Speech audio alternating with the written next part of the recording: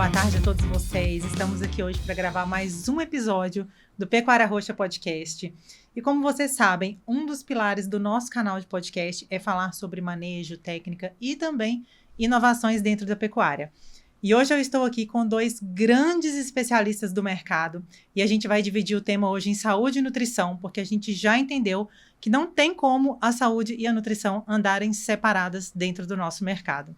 Então, sejam muito bem-vindos, Otaviano Pereira e Murilo Chuba, que são funcionários da Elanco Brasil, e eles trabalham cada um em sua área. O Otaviano trabalha na área de saúde, o Murilo trabalha na área de nutrição, e a gente vai contar um pouquinho da história aqui hoje deles, sobre carreira, e vocês vão entender muito bem como que eles atuam hoje da pecuária. Então, sejam muito bem-vindos, Murilo e Otaviano. Obrigado, Josi. Uma grande honra, oportunidade de estar aqui, ter acompanhado Pecuária Roxa através do Instagram, principalmente. Eu vejo quem tem vindo aqui. É uma honra ter a oportunidade de estar aqui com você hoje, nessa tarde, para a gente conversar. Obrigada. Obrigado, Josi.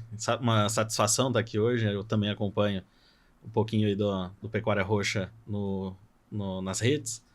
E é sempre muito bom falar de pecuária, principalmente nesse nível técnico e também trazer um pouquinho da carreira. Eu acho que é bem prazeroso. Espero contribuir bastante aí com a conversa e o pessoal goste do assunto. Claro, com certeza. E as pessoas, elas gostam muito de ouvir sobre a nossa carreira aqui no podcast. Então, todo mundo que chega, eu sempre peço para contar um pouquinho como começou, por que escolheu aquele curso, por que escolheu trabalhar com bovinos e também por que escolheu trabalhar ou com saúde ou nutrição. Então, vamos começar aqui com o Murilo, para ele contar um pouquinho para a gente qual que é a sua formação, onde você estudou e como que começou também sua carreira aí no mercado. Claro, vamos lá. Bom, sou o Murilo Chuba. Sou zootecnista por formação, fiz minha graduação no interior de São Paulo, na Unesp, no campus de Dracena. Tenho bastante orgulho do campus lá, que era, na época, um campus pequeno, bem reduzido, ainda experimental da Unesp. Foi num projeto de expansão que a Unesp teve no início dos anos 2000. Porém, por ser um campus pequeno, a gente era muito próximo dos professores, próximo dos setores, então tivemos muita oportunidade. Eu venho de uma família que nasceu com pecuária de corte, então eu nasci perto de um curral com vaca de cria, pecuária de cria principalmente. Que é aqui em São Paulo? Aqui no interior de São Paulo, em Presidente Epitácio e Presidente Venceslau. Eu nasci em Presidente Venceslau. E aí a família da minha mãe sempre teve propriedade com pecuária de corte, de cria, e meus avós, por parte de pai, com recria e engorda. Então, sempre tive contato aí com bovinocultura de corte, sempre fui apaixonado. E por incrível que pareça, na época, meus colegas de turma, eu não queria a parte clínica, eu não queria fazer medicina veterinária. Então, sempre gostei da parte de produção. Então, zootecnia caiu como uma luva. Tinha um campus perto da minha casa, que era a Unesp de Dracena, eu sou da região ali. E aí facilitou muito a minha vida para entrar na pecuária e eu entrar no mercado, né, no agro, profissionalmente. E aí, no final, sou de origem muito simples, minha mãe é professora do estado de São Paulo, aposentada, e aí no final da graduação eu já era uma fase onde os confinamentos estavam crescendo muito aqui no Brasil, uma expansão forte, a nutrição de confinamento sempre foi muito fascinante para mim, E aí eu lembro de negociar com a minha mãe, falou, mãe, eu não quero a festa de formatura, é muito dinheiro, me dá esse dinheiro, eu vou fazer um estágio fora do Brasil. Isso foi um divisor de águas na minha carreira, sem dúvida, a oportunidade fora do Brasil para conhecer outro modelo de pecuária. E você foi para onde? E eu fui para os Estados Unidos, no estado do Oregon, na época, fui mais focado na parte de pesquisa, mas o campus da Oregon State University também fazia muita extensão rural. Então também tive a oportunidade de conhecer alguns produtores, em cadeia completa praticamente, todo o ciclo, então cria, recria, engorda, bastante estudo com programação fetal na época. E aí eu retornei para o Brasil em 2015. Você ficou quanto tempo nos Estados Unidos? Eu fiquei 2 anos, praticamente. Teve um intervalo aí onde eu terminei a graduação, voltei para o Brasil, iniciei o mestrado, voltei para os Estados Unidos, fiquei mais 1 ano e pouquinho lá. E aí, quando eu retornei, eu não queria mais seguir a carreira acadêmica, né? O natural seria o doutorado. Eu falei, não, eu quero trabalhar na indústria de nutrição. Legal. E aí eu fui para o Mato Grosso do Sul, comecei na indústria de nutrição, nas empresas de nutrição. E aí, há 5 anos e meio, entrei na Elanco, na área técnica, também pela linha da nutrição, né, para trabalhar no suporte dos aditivos que a gente tem no Brasil. Hoje, as linhas que você trabalha é Improva e Rumenzinho. Rumenzinhos Improva, como técnico, né, de nutrição, são os 2 produtos principais da empresa aqui na linha de nutrição de bovinos. E também na parte de sustentabilidade, eu tenho atuado bastante agora nos projetos mais recentes da Elanco aqui no Brasil. Não só por conta dos produtos, mas por ter um conhecimento amplo aí da cadeia toda da produção. Não só da nutrição, mas a gente está olhando bastante coisa que dá para a gente explorar aí. Legal. E você começou na Elanco em qual função? Comecei como consultor técnico de nutrição. Conforme a empresa foi expandindo o time, a gente foi crescendo e contratamos novos técnicos de nutrição. Hoje nós somos em 3 técnicos, dividimos aí o Brasil geograficamente na linha de nutrição. E também dividimos aí o departamento com o nosso colega Otaviano e o Matheus Lopes, que não está aqui hoje, que são da linha de sanidade. E assim, já tocando um pouco para o nosso tema aqui, a gente não consegue desconectar nutrição e sanidade. Apesar dos negócios, os produtos, os canais serem um pouco diferentes, nosso alinhamento aqui, toda segunda-feira a gente faz a reunião, porque tem muita oportunidade, muita discussão que são conectadas, né? Então, a nutrição pode prevenir muitas doenças, assim como se eu tenho uma nutrição super avançada e não tenho saúde, também não vai adiantar. Então, é uma coisa que a gente sempre discute juntos.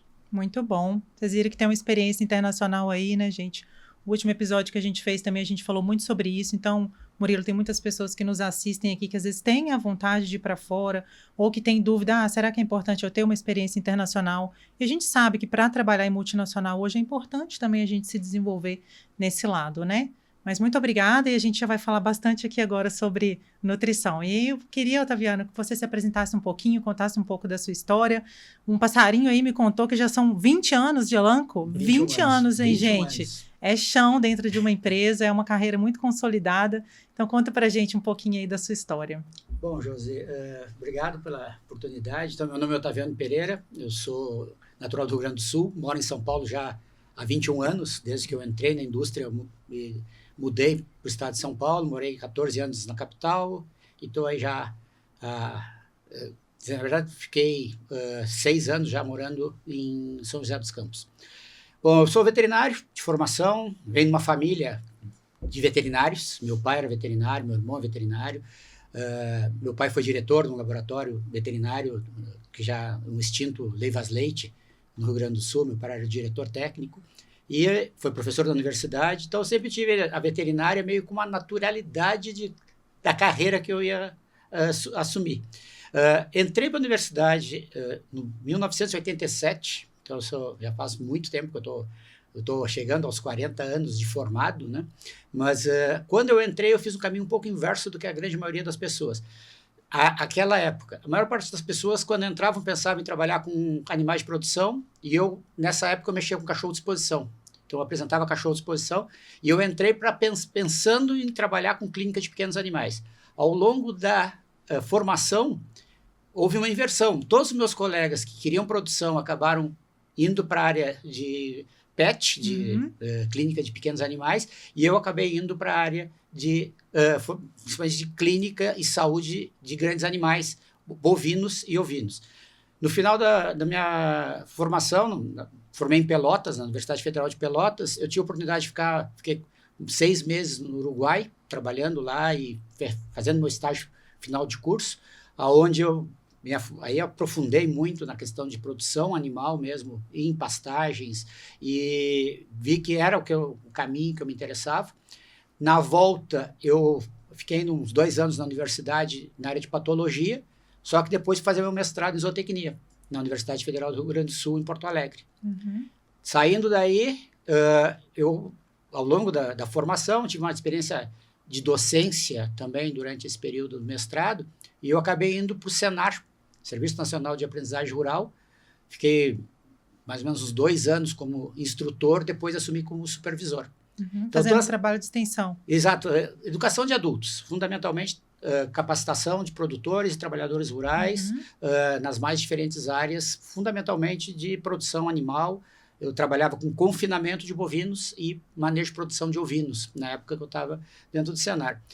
E em 2005, em março de 2005, eu tive a oportunidade de vir para a indústria. Se você me perguntasse 2 meses antes se eu viria para Até eu costumo brincar, se uma cigana me lesse a mão e dissesse, daqui a 2 meses você vai estar trabalhando numa multinacional, eu diria que ela é cigana, a gente não pode levar em consideração. Só que realmente, no prazo de 2 meses, minha vida deu um cavalo de pau, mudou completamente, e acabei vindo para a indústria, e aí já vão 21 anos, tenho 10 anos de Novartis, e a Novartis foi adquirida pela Elanco em 2015, então já estamos há 11 anos com a Elanco. Então, ao total de 21 anos, mas fundamentalmente mexendo com a mesma linha de produtos. Sempre trabalhou na área de saúde? Sempre saúde e sempre, felizmente, com a mesma linha de produtos, porque, por exemplo, a Catac, que é um produto chave, Agrovet, vinha da Novartis, então, ou seja, desde 2005 eu já trabalho com essa linha, o que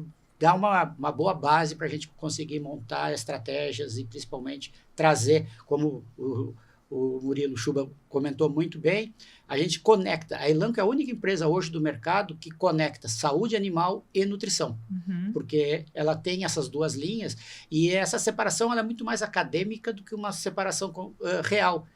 Sem nutrição você não tem saúde, sem saúde, eu costumo dizer que se a gente pegar os 3 pilares da produção, genética, nutrição e a sanidade, seria mais ou menos como um carro. Sim. Se você tem um carro que seria genética, você tem o combustível, que é a nutrição, mas se você não tem a regulagem, que é a sanidade, você não aproveita o que você tem de bom e todos os seus insumos acabam se perdendo. Então, essa é a trajetória que a gente vem desenvolvendo já há bastante tempo, nesse grupo técnico, e é uma grande honra ter a oportunidade de trabalhar com os colegas que a gente trabalha. Nós temos a formação de todos, somos zootecnistas e veterinários, e todos têm já mestrado, doutorado como formação exatamente para trazer. E isso eu acho que eu trago. Eu sei que muitas da sua audiência são pessoas em começo de carreira. E uma das grandes perguntas, assim, como é que você está tanto tempo dentro da indústria? Tem que gostar, é a primeira coisa. É uma cachaça, porque você acaba acostumando e viciando no bom. E uma coisa interessante, até antes dos anos 90, começo dos anos 2000, trabalhar na indústria veterinária era visto pelos profissionais como uma segunda linha. Você era veterinário, ou se você não fosse veterinário, você acabava carregando pasta e trabalhando dentro da indústria.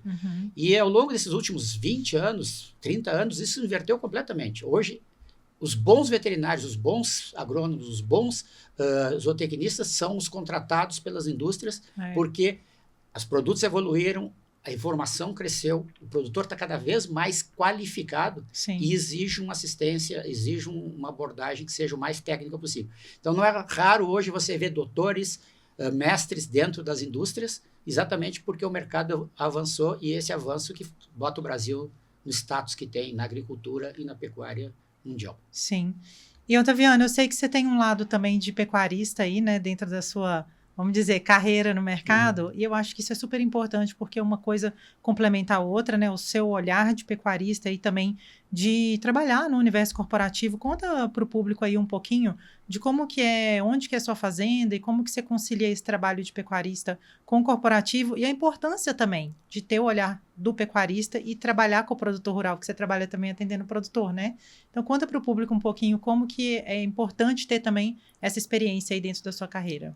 Ô, Josi, na verdade, eu acho que eu venho de uma família que trabalha em pecuária há muitos anos. Meu avô, a minha fazenda vem da fazenda que era do meu avô, que depois passou para o meu pai, e atualmente eu que administro.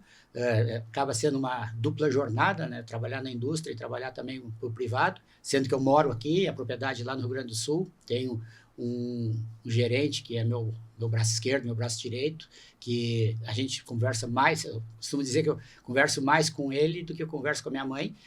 A gente fala o dia todo via WhatsApp, via telefone, exatamente para a gente conseguir ter o melhor desempenho possível.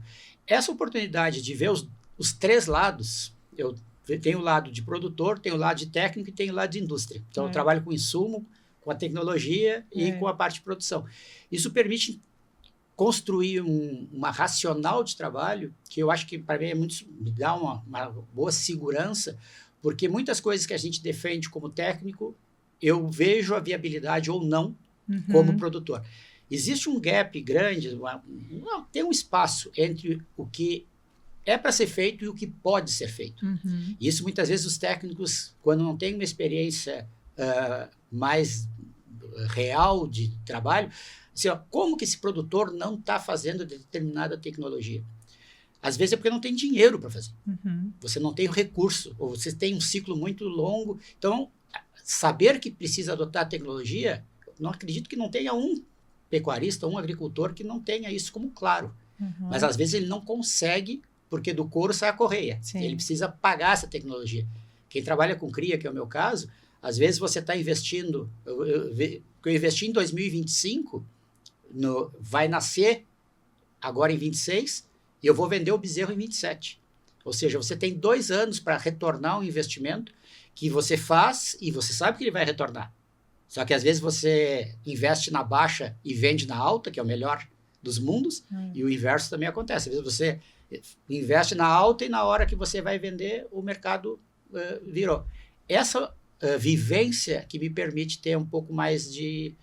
Tem muitos colegas que têm exatamente a mesma oportunidade, mas isso me permite, acredito, fazer uma trajetória um pouco mais consistente, porque eu sei até onde as coisas podem não dar tão certo e aonde poder investir melhor. Sim, isso é muito legal, esse olhar, né? Bom, e a gente está falando aqui de anos aí de trajetória e de tempo no mercado, de trabalhar sempre focado na mesma área, né? Murilo, conta pra gente um pouquinho. Dentro desse tempo que você está na Elanco, você trabalha muito focado com as indústrias e também com pecuarista, é isso? Isso. E como que você tem enxergado a evolução assim dessa mentalidade do mercado de adotar as tecnologias? Porque a Elanco é uma empresa que trabalha com as principais tecnologias aí de aditivos no mercado, falando da área de nutrição. Conta pra gente assim, como que você tem enxergado a evolução, a consciência, a mentalidade mesmo desse mercado para adotar a tecnologia, para usar inclusive na suplementação mineral? Perfeito, Josi. Eu noto o seguinte, não só desse período de Elanco, mas desde que eu entrei no mercado, aqui no Brasil, uma evolução quase que forçada pelo mercado, né? Então, começou, e eu acho que até hoje segue isso, mas começou claramente pela questão de preço pago na arroba, né? A valorização ali, o leite também não deixa de ser assim, mas é essa pressão por rentabilidade. O negócio tem que ser rentável para ser durável. Eu vejo que os pecuaristas que se tecnificaram, que buscaram ali... E a gente não está falando de tecnologia estratosférica aqui não é nada de satélite. A gente está falando de um manejo de pastagem, uma seleção genética, de habilitar uma estação de monta na fazenda. Quem foi se direcionando para conhecimento, quem buscou conhecimento e aplicou, foi crescendo, foi evoluindo, conseguiu margens melhores, produtividade, né? Hoje todo mundo fala em produtividade, a sustentabilidade fala disso, né? Que está em alta aí. Só que ainda são poucos os pecuaristas que conseguem ou que sabem medir produtividade, porque no final do dia ele vai olhar o preço da arroba, ele vai se ater a uma métrica ali ou outra que o vizinho comenta, mas medir produtividade é um baita desafio, não é fácil. Quem mede quanto que consome de sal mineral na fazenda, tá? Mas quanto que eu gasto de sal mineral é quanto consome, tem diferença. Então, assim, no final do dia, a evolução, os pecuaristas que evoluíram aplicando conhecimento estão super bem, estão perdurando, estão conseguindo fazer a sucessão ali da propriedade, e eu vi que muitos saíram do negócio por, no final do dia, a rentabilidade, fala que não é rentável, mas como que outros estão conseguindo? E aí acaba dividindo em dois pontos aqui que eu gostaria de destacar, que é o que é dentro da porteira e o que é fora. Tem muito produtor gastando tempo, investindo tempo dentro da porteira ali, com manejo e tá tudo certo, ele protege o seu negócio, a sua operação principalmente. Só que eu tenho visto uma mudança mais recente, isso agora dos 5 anos para cá, que é dentro da fazenda, teoricamente já é para estar tudo certo. Eu já planejei, eu tenho controle, eu organizo, se der um problema eu tenho plano B e C. E eles estão gastando mais tempo fora da porteira, negociando crédito, buscando alternativa na venda, na comercialização, a própria, vamos dizer, a segurança financeira do negócio, aí atrás de uma modalidade de seguro ou de hedge, né, como a turma fala, para o negócio. Então isso tem aumentado, mas numa velocidade baixíssima. Uhum. E quem está saindo na frente está ganhando muito mais do que os outros. Então, eu vejo que a evolução do mercado já pressionou as baixas, já houveram elas. Hoje a gente está refém da volatilidade. Uhum. Então, tem os momentos excelentes do ano. Inclusive, ontem tive com o pessoal que analisa mercado. Nos últimos 12 meses, nós tivemos um preço de arroba de 290 e 367, no intervalo de 12 meses. Uhum. Então, quem conseguiu planejar para faturar quase R$100, aí, R$70 a mais por arroba, ganhou muito dinheiro. Sim. Então, essa organização hoje é volatilidade, não é mais margem. Dá para trabalhar, dá para construir sua margem. Trabalha dentro da porteira, vai, se organiza, tem suas tecnologias, suas metas, seu histórico da fazenda. Saiba utilizar, medir. Agora, quem ainda segue lá no... uma vez por ano desmama os bezerros e vende, e compra uma carga de sal e depois vê, isso aí tá diminuindo.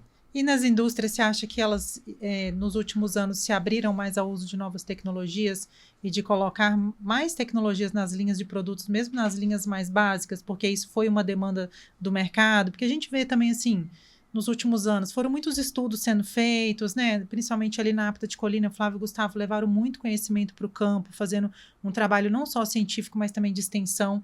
Então, acho que isso conscientizou muita gente. Você sentiu que esse movimento veio deles também e a indústria vem adotando mais aditivos por causa dessa movimentação do mercado? Sem dúvida, Josi. Tem que destacar não só o Flávio e Gustavo, várias universidades do Brasil trabalharam muito bem as tecnologias nutricionais como um todo, né?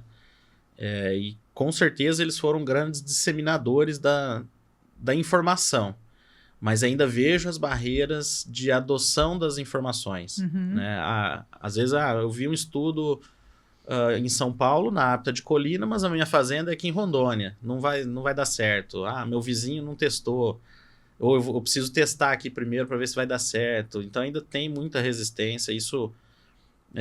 E eu tenho a oportunidade de visitar outros países, a gente vê que ainda o pecuarista brasileiro é super resistente a isso, né? A absorver a informação e aplicar ela. Uhum. Confiar na informação que ele está lendo ali, nos testes que foram feitos, nos estudos. E uma coisa que sempre me vem à cabeça quando eu falo isso, né, da cultura do pecuarista brasileiro, eu tive num evento na universidade no Texas, e era um evento de extensão rural, era um evento para produtores. Então, aqui é o Beef Short Course da Texas A&M. E eu tenho uma foto que eu tirei na plateia que me chamou muita atenção, que assim, pelo menos metade da plateia eram de mais de 60 anos, chapéu, cabelo branco, com o livro do Anais dos Eventos, com cada palestra, com cada artigo publicado, o palestrante apresentando e eles lendo o artigo ali, todos com o livrinho na mão. Assim, o produtor americano com 70, 80 anos vai lá escutar a universidade, ver o que eles pesquisaram. E aqui a gente não vê muito isso, ou se vê uma minoria, assim, rara. Eu acho que, aproveitando esse tema, existe um pouco do falso domínio técnico por parte de muitos dos produtores. Se a gente consegue observar, o Brasil ele era um país que ele era captador de tecnologia. Uhum. Então, até os anos 90, no começo dos anos 2000, a gente ia buscar tecnologia lá fora. Hoje, nós estamos gerando tecnologia aqui dentro. Principalmente mérito de grandes pesquisadores, uma formação lá, que foram muitos para os Estados Unidos, foram para a Europa, foram para a Austrália, trouxeram tecnologia e hoje nós vemos muitas pessoas de fora do Brasil vindo ao Brasil aprender. E o que o produtor ele precisa? Ele precisa primeiro entender que ele não sabe todas as... Embora meu avô fazia desse jeito, para o tempo do seu avô, perfeito. Hoje... As coisas evoluíram e mudaram. E às vezes tecnologia é não fazer alguma coisa. A gente fica muito achando que tecnologia é investir em drone, é um equipamento de tecnologia. Mas você tirar no momento correto um animal de uma pastagem, para não ter sobrepastejo, você utilizar uma determinada tecnologia que seja de baixíssimo custo e alto impacto, faz com que você tenha um retorno muito maior. E esse é o papel que a indústria hoje está assumindo também. Hoje, a indústria assumiu um papel importante de extensão rural. Uhum. Nós temos capacitação de produtores, capacitação de trabalhadores rurais. Sim.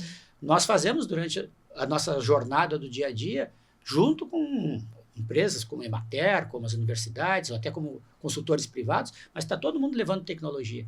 Então, eu acho que hoje a coisa mais importante que um produtor precisa ter ele está aberto a entender as coisas que, inclusive, ele conhece. Uhum. A gente vê em área... Hoje, é muito fácil. Você faz um congresso de reprodução, você encontra milhares de profissionais interessados. Mas você faz um sobre controle parasitário, vem pouquíssima gente.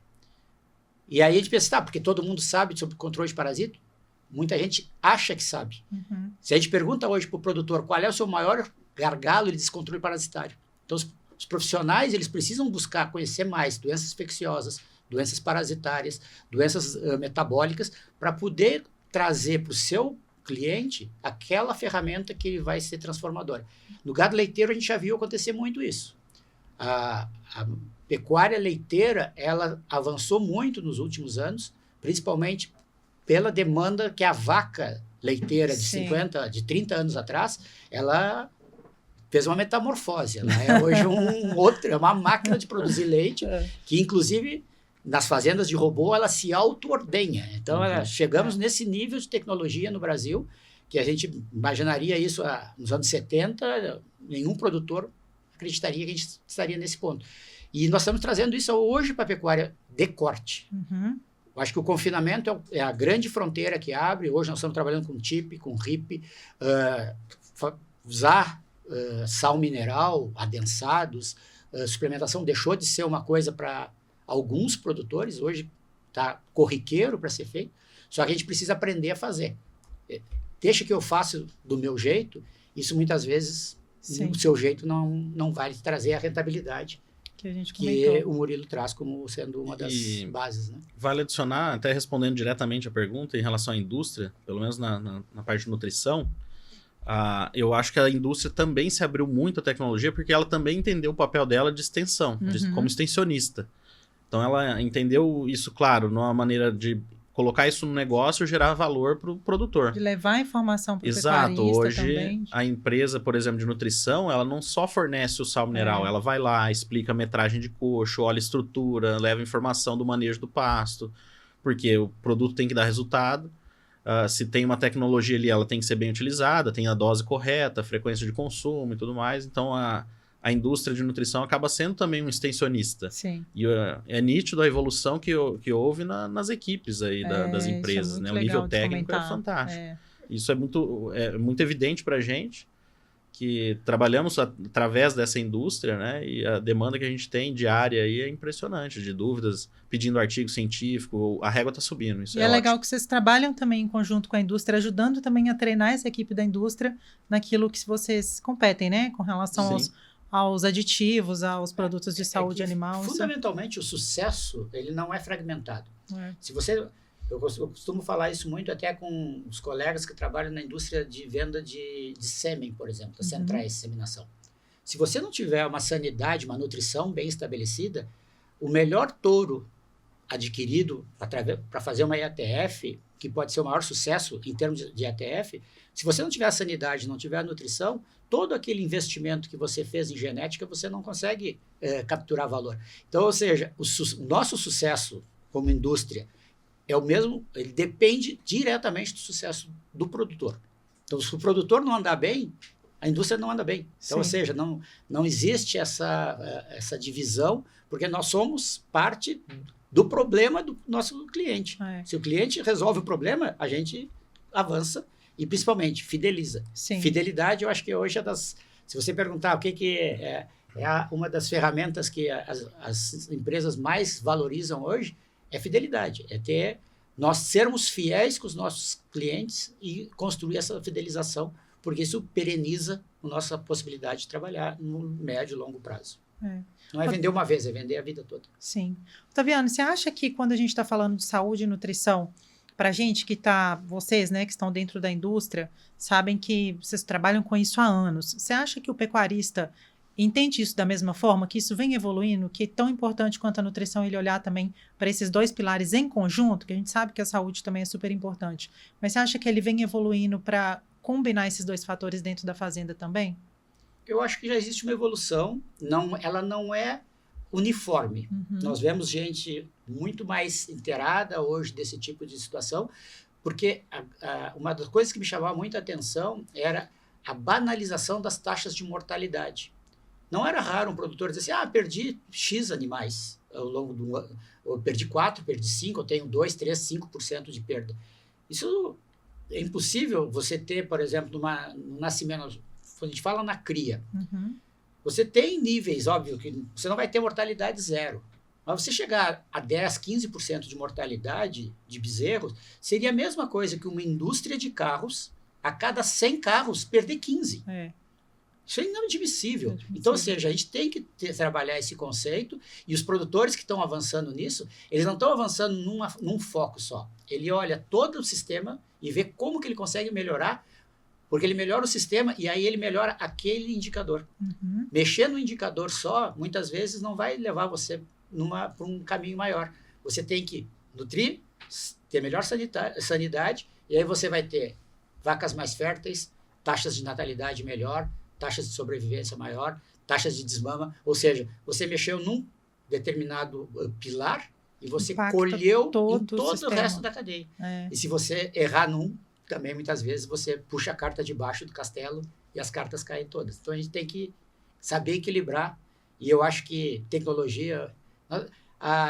Nós temos hoje, no nosso celular, nós temos o universo colocado. Antigamente, até 3, 4 anos atrás, você no celular, via internet, você tinha toda a informação que já existia, através, seja de uma plataforma Google ou qualquer outro que você utilizasse. Hoje, através da inteligência artificial generativa, você está gerando informação.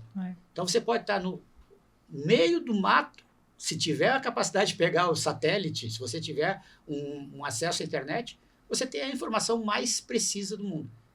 O que vai fazer com essa informação é que é o grande diferencial. Sim. A gente tem que se preparar. Hoje se fala muito em inteligência artificial. Nós temos que ser muito inteligentes para utilizar a inteligência artificial. Para saber entender, né? Como aplicá-la dentro da fazenda, né? Exato, senão ela vai passar por cima da gente. Ela é uma ferramenta. Se não for bem usada a ferramenta, você não colhe o resultado que você pega. Um exemplo real dessa evolução, tanto da nutrição quanto da sanidade, é, por exemplo, a retirada das campanhas obrigatórias de vacina. Né? A vacina, o Brasil declarar que é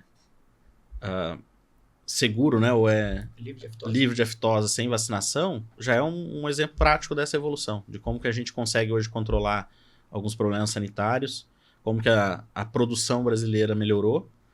E um terceiro ponto que eu acho que vem evoluindo à frente disso é o controle de dados, tanto nosso dentro da fazenda, quanto do governo em relação aos rebanhos e tudo mais. Então, acho que isso é um caminho que vai evoluir bastante nos próximos 10 anos aí, e existe uma pressão muito grande para esse avanço, né? Hoje a gente, infelizmente, ainda tem uma carência de acessar dados fidedignos aí de produção, de rebanho e tudo mais, e a gente vai precisar ter isso para evoluir. Eu acho que o próximo passo da evolução, não só na tecnologia, vai ser na informação. Na informação. Tem algumas empresas que já estão fazendo esse movimento no setor, mas ainda tem muito o que ser feito, né? Sim, sem dúvida. E eu acho que o que falta muito ainda no Brasil é uma ação oficial, vamos dizer assim, né, do governo, porque é ele que nos representa fora, né? Então, o setor agro precisa ainda desse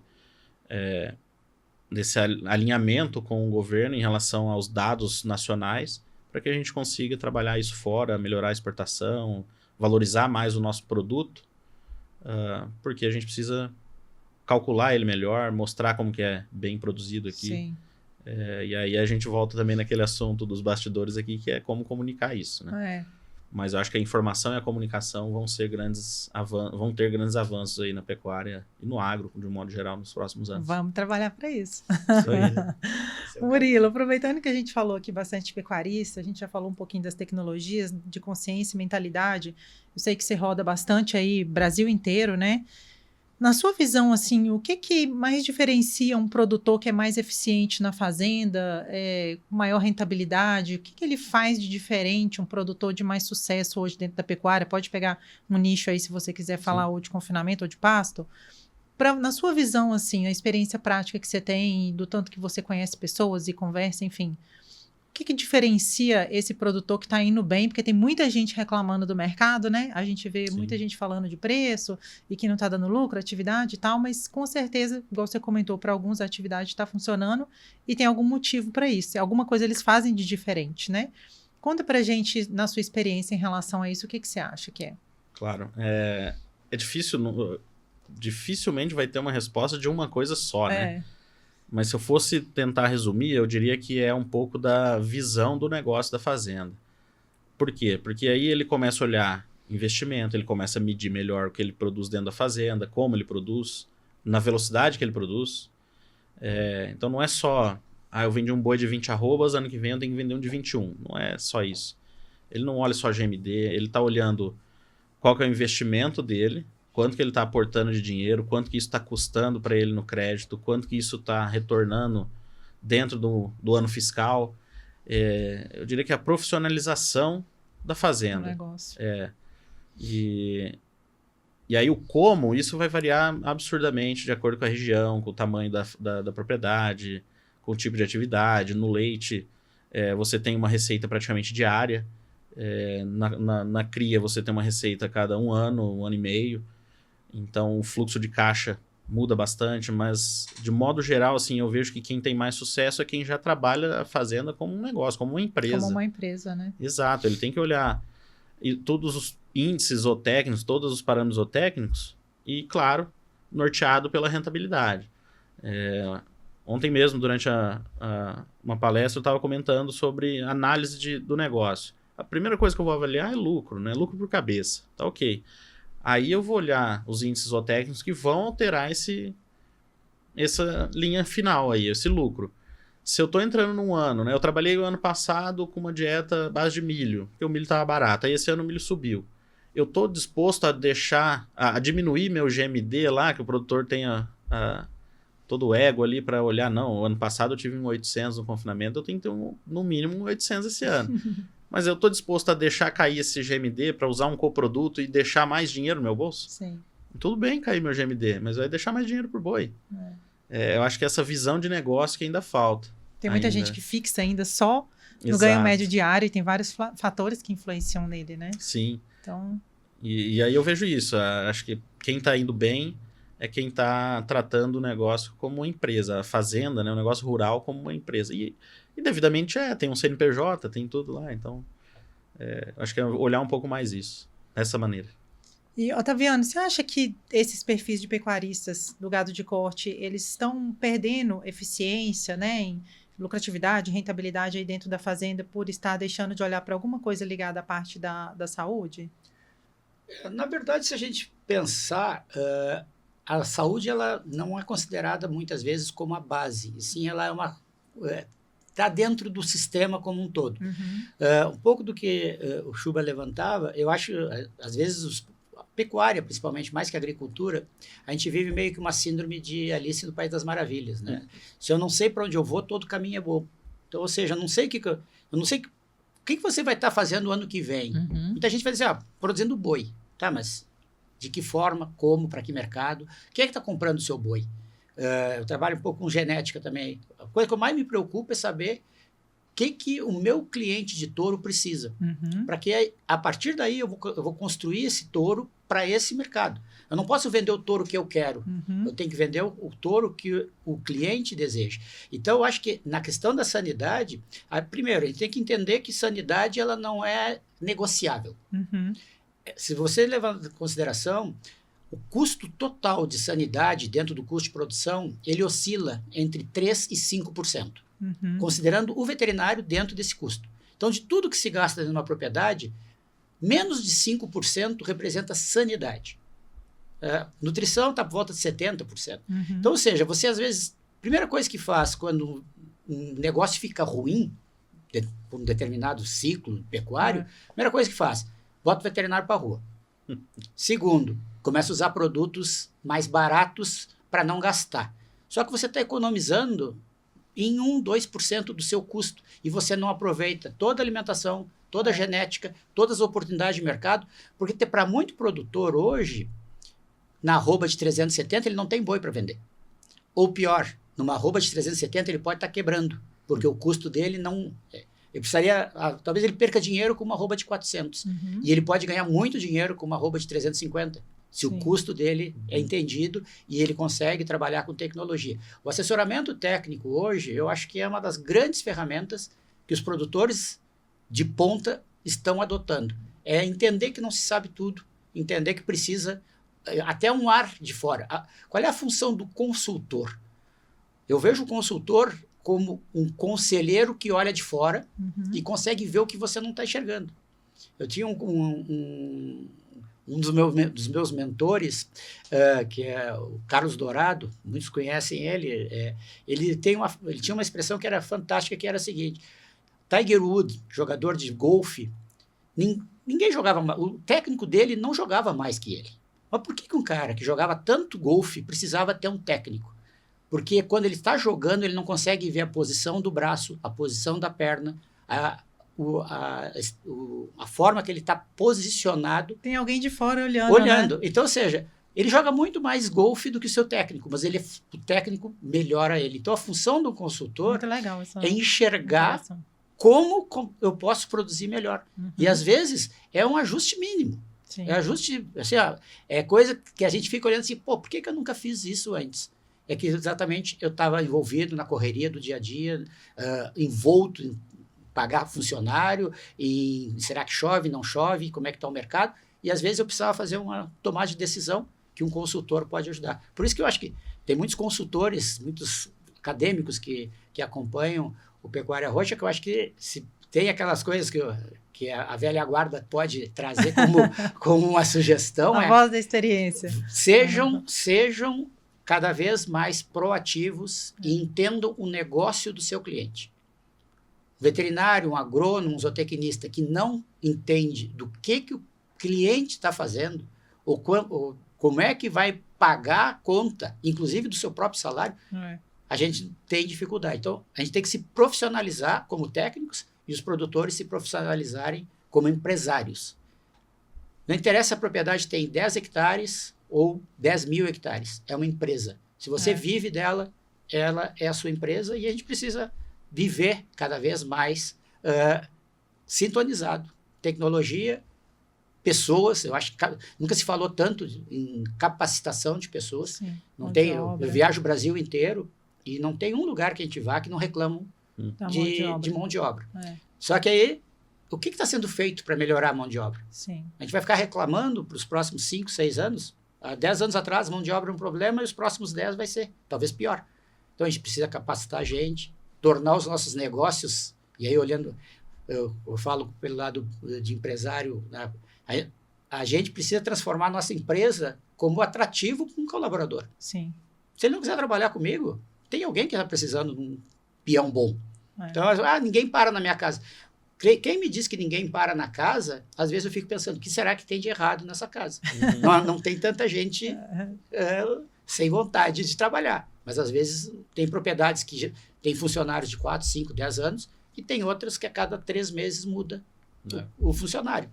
Talvez ele precise mudar a sua forma de se relacionar com esse colaborador. E as pessoas começaram a já ter um olhar para isso no mercado, a falar mais sobre isso, mas claro que ainda tem muita coisa para melhorar. Mas você tocou num ponto importante aí, que em uma das empresas que eu trabalhei, eu precisei fazer um trabalho de lançar um novo portfólio, né, de liderar, e a gente queria ouvir o cliente. O que o cliente quer? Porque às vezes eu comecei minha carreira mais técnica, na parte de P&D, desenvolvendo produto, a gente fala, nossa, esse produto aqui vai ser um sucesso, mas será que o cliente quer esse produto? Que é o que você falou, será que ele consegue encaixar isso dentro da fazenda? E aí, em uma das empresas que eu trabalhei, eu fui rodar o Brasil inteiro, atendendo clientes de alta, média e baixa tecnologia. E mais precisamente focado em confinamento, e claro que tem uns que tem a parte de pasto também. E foi muito legal, porque foi um bate-papo mesmo, né? Eu tinha um questionário de algumas coisas que eles tinham que me responder, mas era muito um bate-papo, assim. Então, rodei acho que 5 estados na época, fiquei 1 mês e meio aí, 2 meses viajando. E aí, um dos principais problemas que eles falavam porque tinha algumas perguntas que eu fazia, que era como que ele enxergava a pecuária daqui a 5 anos, a fazenda dele, o principal gargalo do negócio dele, e todos falaram muito sobre a mão de obra. E aí, quando eu perguntava, mas o que você está fazendo de diferente para o seu funcionário? Nada. Era um ou outro, claro que teve, né? Tem uma fazenda em Rondônia, assim, inesquecível. que eu visitei, que realmente ele tinha todo um programa, os funcionários, assim, anos de casa, e quando você vê que, né, tem anos de casa, que realmente é uma empresa boa de se trabalhar. Então, eu falei, gente, tá vendo? As pessoas precisam de apoio, porque a gente, às vezes, está olhando tanto só para um produto e o cliente está precisando de apoio em outro sentido, né? E tem empresas hoje que já têm essa mentalidade. Eu não posso ajudar meu cliente só com o produto. Preciso ter serviço, ferramentas que vai ajudar ele a ter uma boa produtividade como um todo, né? Que a mão de obra dentro da fazenda também contribui para tudo isso. Contribui para o ganho médio diário, né, Chuba? Sem A dúvida. gente acha que é só a nutrição, mas o funcionário está ali O engajamento ajudando em dele é tudo nisso, fundamental. né? É. Bom, mas a gente falou bastante aqui de saúde e nutrição. Ô Chuba, conta pra gente como que a Elanco tem trabalhado isso em conjunto, assim, depois se o Otaviano quiser complementar, esse conceito de saúde e nutrição, porque eu também trabalhei anos aí no mercado e eu só trabalhei em empresas de nutrição e a gente vê que ainda era um conceito muito separado, né? Da gente trabalhar no campo, assim, com saúde e nutrição. Mas vocês têm alavancado essa frente, vocês têm um portfólio para isso, né? E conta como que vocês têm trabalhado, assim, equipes, como que vocês atendem o cliente nesse sentido. Sim, perfeito, Josi. A gente tem a equipe espalhada pelo Brasil inteiro, né? A equipe comercial. E eles trazem as demandas mais técnicas para a gente, né? Então, a gente, novamente, toda semana a gente se alinha aí nas demandas. E aí a Elanco tem os programas, né? Ou pilares, que a gente trabalha como estratégia de acordo com o portfólio. Então, a gente tem, por exemplo, os 90 dias vitais no gado leiteiro, que prevê ali o período de transição, onde a vaca prenha ali vai parir, começar a lactação nova. Então, ela tem uma série de desafios nesse período. Então, a gente tem um portfólio integrado ali de nutrição e saúde para esse período. Temos um programa de confinamento, né, que é o confinamento de peso, onde também a gente alinha, além dos aditivos aí que a gente trabalha, o Rumenzinho, a grande marca consagrada desse pilar aí. Mas, além dele, a gente tem um programa de controle de doenças respiratórias e tudo mais. E aí o Otaviano pode complementar, mas são basicamente esses programas também incluindo biossegurança. Tá? Então são, na verdade, 3 frentes de trabalho. Então a gente tem a saúde, a nutrição e a biossegurança com controle de roedores e moscas, por exemplo, tudo isso dentro do portfólio. Então estruturamos o portfólio dentro de alguns programas. Claro que tem os trabalhos mais isolados aí de algumas linhas, mas dentro de cada programa a gente leva não só produto, mas toda uma plataforma para analisar métricas, os índices, ver como que tá, fazer um diagnóstico, trabalhar junto com outros parceiros, então não só dentro da fazenda, mas através de um consultor nutricionista ou de um outro consultor sanitarista, fazer um bate-papo junto, existe lá, está utilizando tal produto, mas estou percebendo vários casos ainda que não estão cobertos, que ainda tem animais lá, ó o diagnóstico aqui. Eu fiz uma necrópsia lá, ó como está acometido aqui. Então, a gente também retroalimenta outros programas, tá? E aí eu acho que isso gera muito valor. A gente sai da briga de preço comum ou de produto como existe no mercado, e todo mundo sabe que tem. Porque entrega além de produto, né, para o cliente. Exato, e principalmente, de novo, reforçando o que o Otaviano trouxe, entender o negócio do cliente. Se a gente está indo fazer uma visita de confinamento, tá tudo bem, a gente vai com aquela mentalidade, eu sei quais os produtos de confinamento e tudo mais, mas de repente chega lá, o problema é mosca. Opa, então, peraí, o que está dando aí, incomodando o cliente, é que ele vai receber a família dele, os filhos não querem ir na fazenda, ele tá desgostoso do negócio, porque chega lá não consegue nem conversar. E isso não é brincadeira, isso existiu já vários casos que a gente... o pessoal chama a gente na fazenda por causa de mosca. Porque eu não consigo ir para minha fazenda. Eu perdi o prazer de estar no negócio. Então é impressionante, assim, a gente vai às vezes com um mindset fechado ali e tem que ter uma visão ampla, tem que conhecer uma fazenda, conhecer o negócio do cliente, para explorar as oportunidades e levar a solução para eles. Sim. E se você pegar, por exemplo, uma coisa que eu trabalho muito ao longo desse tempo é com carrapato bovino, das coisas que eu aprendi ao longo a parte de protocolo de como controlar é a parte mais fácil de você explicar para um produtor ou até para um trabalhador de fazenda. Eu despendo mais tempo ensinando sobre biologia do carrapato, como é que o carrapato se comporta. Porque enquanto eu não entendo como que é o comportamento do meu inimigo, eu não consigo montar a melhor estratégia. Então, no momento que a gente educa, e a educação, eu acho que é das grandes, ela é transformadora, ela mudou as nossas vidas, quer dizer, nós só chegamos onde nós estamos hoje porque passamos por processo de educação formal e informal, muitas vezes, aprendendo com outras pessoas. Mas quando a gente tem a capacidade de entender as coisas, você consegue avançar e aí você realmente é libertador no aspecto que, no momento que você entendeu, vou pegar o exemplo típico do carrapato, acho que o carrapato é o exemplo mais incrível, porque há 21 anos eu respondo as mesmas perguntas. Então, são as mesmas perguntas. Então, assim, as pessoas dizem, mas as pessoas não entenderam? São novas pessoas também. Então, você tem que estar constantemente educando e as pessoas entendendo como é que o carrapato se comporta, você monta um programa.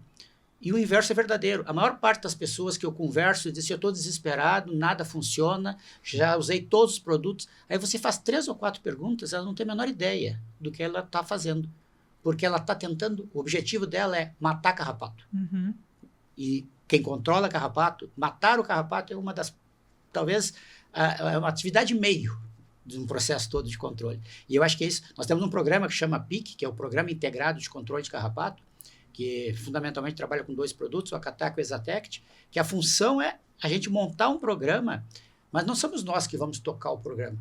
Vocês só montam e treinam os funcionários. Exato. Os funcionários fazendo o que vão seguir. Porque você tem que desmamar também o produtor para que ele siga, e isso fideliza, porque a gente consegue, a partir daí, ter um trabalho que é perene, exatamente resolve. Então, quando a gente vê o papel das indústrias, existem várias indústrias na saúde animal e na nutrição, todas têm os seus trabalhos, mas quando a gente vê o compromisso da Elanco é verdadeiramente levar soluções para o produtor, e o nosso portfólio, que é um portfólio super maduro, super conhecido, as pessoas acabam dizendo assim, eu quero, nós não temos os produtos, a gente sabe que o investimento em sanidade, principalmente, é um investimento que ele traz resultados. Nós não somos o laboratório de produtos mais baratos.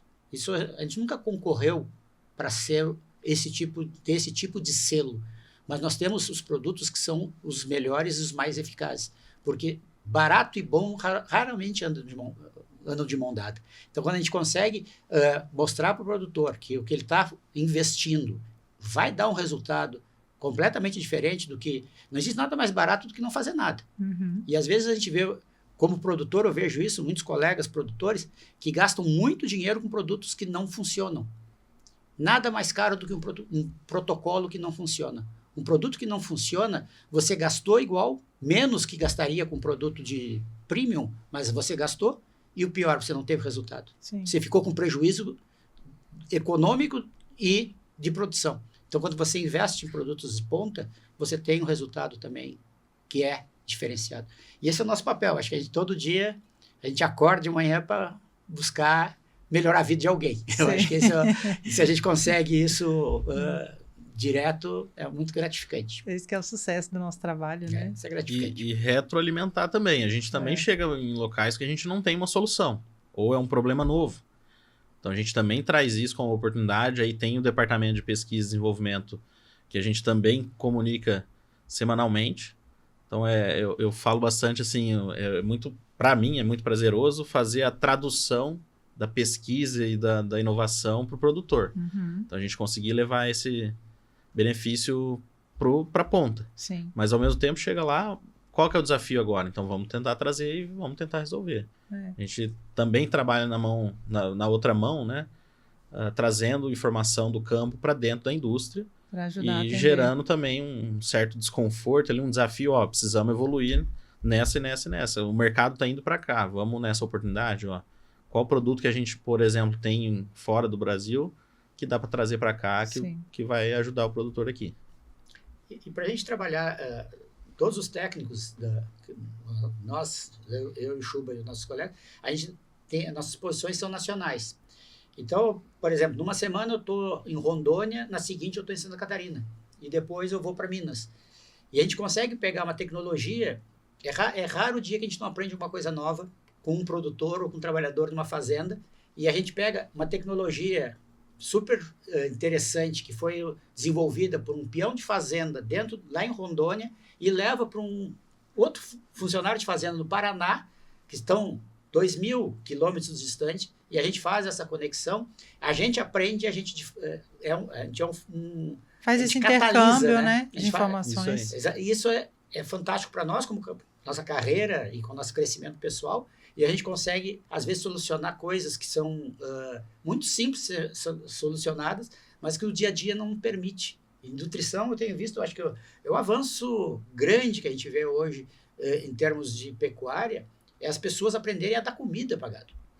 Antigamente, assim, que foi o que aprendeu o dono do frango, o dono do suíno, o dono da vaca leiteira e agora o dono da vaca de corte. Tá indo, né? Tá aprendendo da vaca de corte tá indo. Que tem que dar comida, que não é só pasto, e que pasto não é todo igual, e que mineral não é só sal branco, e que diferentes estratégias dão resultados completamente diferentes. E que precisa usar aditivo, né, Chuba? Com certeza. Entregam, e que nem todo aditivo é igual. Então, existe... a gente precisa ter exatamente a adoção tecnológica. Essa consciência, né? E pegando esse gancho, então, que a gente estava falando dos aditivos, Chuba, o que você tem a nos dizer, assim, da evolução nesses últimos anos aí sobre os aditivos disponíveis no mercado? Excelente, Josi. Isso aí está bastante em alta agora, esse mês, principalmente, né, com as novas regulações que houveram aí no Brasil. E é bem evidente, assim, existem tecnologias alternativas que estão sendo desenvolvidas há décadas já, né? Mas ainda até não só no Brasil, mas vendo os movimentos que acontecem na Europa, na Austrália, nos Estados Unidos, que também são referências aí em produção, a gente vê, existe alternativas, sim. Se o mundo quiser migrar para um tipo de tecnologia, né, falando de aditivo, quero sair do antibiótico ou antimicrobiano promotor de crescimento, eu quero usar uma molécula alternativa. Eu vou ter? Sim. Existem moléculas muito promissoras já, com estudos. Só que a velha premissa que coordena o mercado de commodity. Eu tenho uma alternativa, ela custa 5 vezes mais cara do que a que eu uso hoje. Né? Então, falando aí em termos bem claros aí de Brasil, eu trabalho com ionófilo, eu trabalho com antibiótico, que tem um custo de 10 centavos cabeça dia. Eu vou ter uma alternativa ali de 30, de 20, de 50 centavos cabeça dia, R$1, R$2 por cabeça dia, para entregar o mesmo resultado que aquele ionófilo de 10 centavos. Quem que vai me pagar essa diferença? Sim. É isso a questão. Eu acho que o mundo está evoluindo, o consumidor final talvez teve uma onda de apelo que reduziu bastante depois da pandemia. Tá? A pandemia trouxe um choque de realidade do que é produção de alimento seguro, né? Eu acho que para o mundo inteiro. Sim. Então, ok, eu estou aqui com uma alternativa não antimicrobiana, mas aí de repente a Tyson detecta lá a Pilgrims detecta um caso de salmonela. Pô, volta os antibióticos para a produção. Isso aconteceu, isso é real. Então, segurança alimentar está sendo, acho que hoje, um pilar extremamente importante a nível global para a produção de proteína animal, que está sustentando e está mantendo os antimicrobianos. Tá? Em segundo ponto, né, trazendo um pouco para a luz aí essa questão da regulação da União Europeia e a pressão que houve aí do artigo 118 para a equivalência de produção para exportar para a União Europeia, agora mais recente, tirou, o Brasil foi mais radical, acabou, eu não vou só banir a carne ou o leite, eu vou banir o Brasil. Tirou o Brasil da lista mesmo, né? Tá em transição, hein? Talvez a hora que publicar isso aqui já tenha uma nova resposta.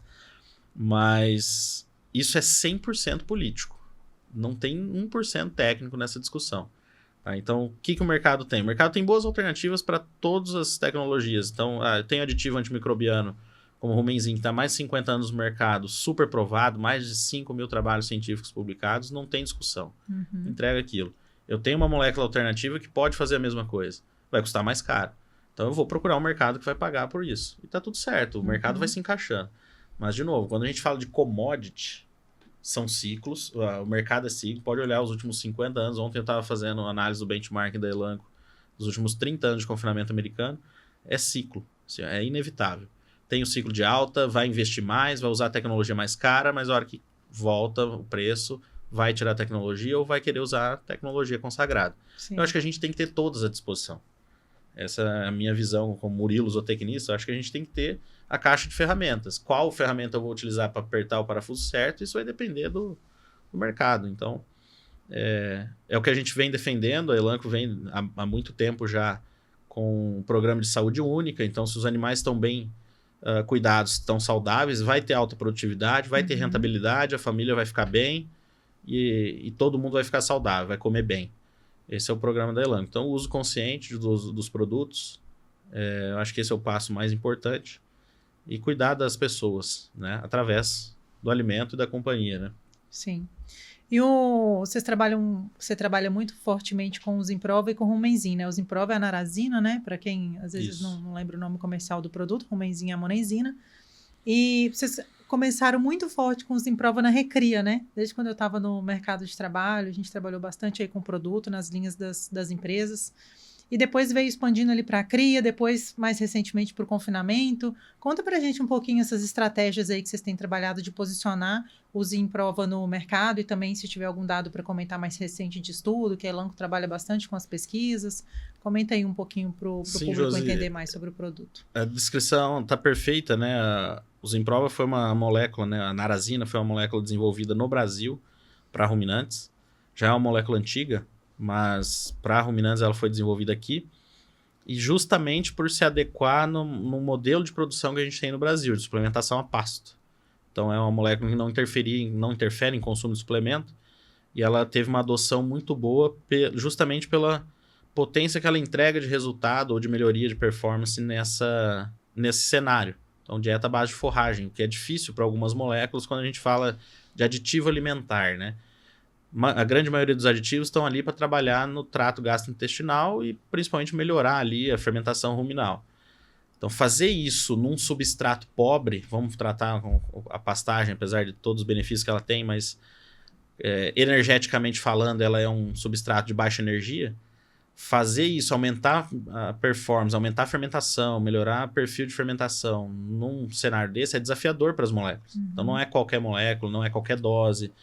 E então a narazina ela foi muito promissora nisso. E surgiu na recria justamente porque era a categoria que mais responde. Ele é um animal que está crescendo, então onde tiveram as melhores respostas. Então, isso falando de performance e comercialmente, né?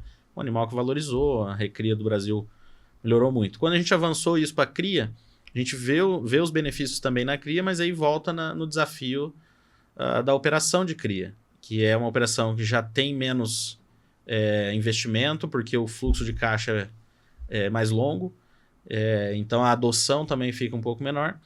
E aí, de novo, essa questão da retroalimentação. Desde que eu entrei na Elanco, há 5 anos e meio atrás, uma grande dor dos nutricionistas eu estou processando mais milho no confinamento, eu preciso aumentar o consumo, porque o milho mais processado ele deprime o consumo. E no Brasil, né, a gente tem cenário de inverno super quente no centro-oeste, animal de origem indiana, né, o Nelore aí, predominante, que é mais sensível a dietas de alta energia. Então, o que a gente pode ter de alternativa para eu aumentar consumo e aumentar a performance? Eu já estou melhorando a eficiência através do processamento de milho. E aí vinha uma dor, né? O pessoal tira a monenzina porque a monenzina deprime o consumo. Então, vamos buscar uma alternativa. E aí a gente começou a testar a narazina em 2022. Foram os primeiros trabalhos de narazina em confinamento para avaliar a dose, tudo. A gente não comunica ou não posiciona um produto antes de ter todas as respostas, ou pelo menos as principais respostas, né? Então, a gente investiu em trabalhos na Unesp, na USP, agora na APTA também, em parceria com a Unesp. Então, já foram, aí, se eu não me falho a memória, 6 estudos. E aí a gente tem uma resposta hoje. Sim, a narazina não deprime consumo de matéria seca em dietas de alta energia ou em confinamento. No entanto, a gente não deixa de medir o que é feito convencionalmente. Então, o nosso controle, vamos falar assim, o nosso lote de testemunha sempre teve a monenzina ali como parâmetro.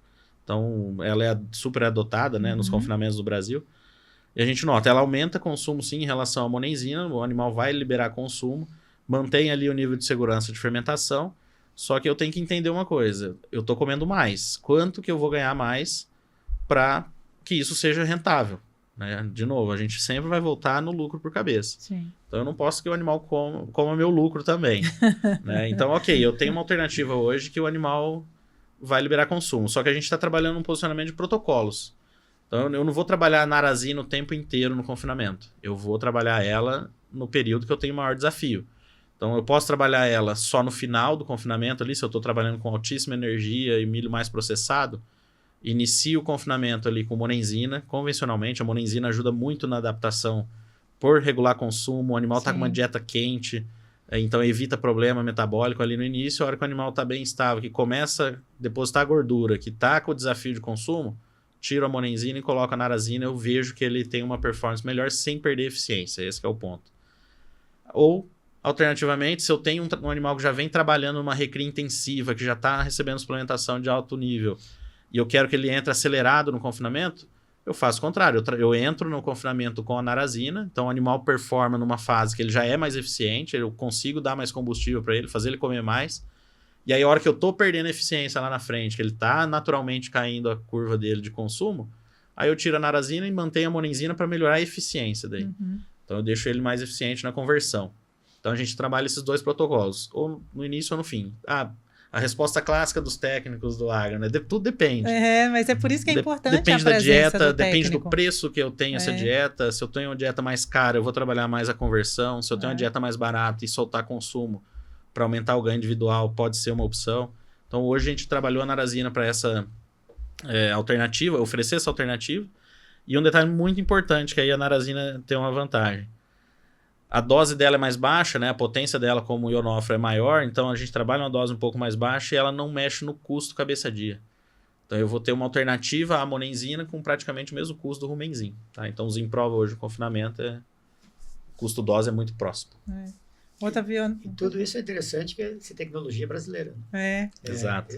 Aquilo que eu comentava inicialmente, a gente por muitos anos buscou tecnologia fora e hoje já consegue gerar para produtos nacionais, para pecuária nacional, saídas e tecnologias que estão sendo, inclusive, exportadas. Hoje, Paraguai, Bolívia, Colômbia têm usado muito das informações que a gente gera aqui, exatamente para ter os níveis de produtividade que a gente tem alcançado. Eu acho que esse é o nosso maior desafio, né? A gente conseguir entregar soluções que sejam soluções transformadoras, e adaptadas para a realidade, para o Brasil, para a braquiária, para o Nelore, para a seca, para o frio do sul.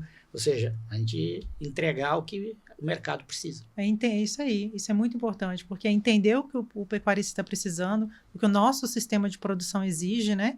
Porque muitas vezes, vamos nos Estados Unidos conhecer alguma coisa, o sistema de lá, enfim.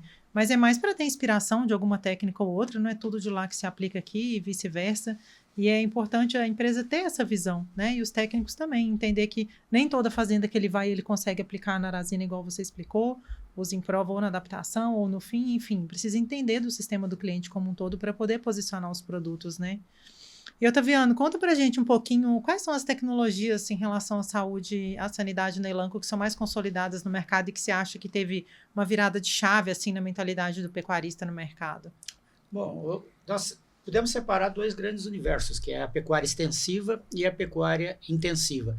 Na intensiva, com confinamento, a gente tem toda uma linha, principalmente para controle de pneumonias, que eu acho que o confinamento no mundo todo, o maior calcanhar de Aquiles é realmente o pulmão do bovino, que tem uma fragilidade e uma capacidade menor do que outras espécies até de se depurar, e por isso que a pneumonia ela é tão frequente no ruminante, principalmente no bovino. E nós temos aí uma linha focada exatamente para isso, que seria tanto o caso do Micotil e o Kinetomax, que são duas formulações, uma à base de tilmicosina e outra de enrofloxacino, para ser utilizado ao longo do tempo e garantir ao animal a saúde respiratória.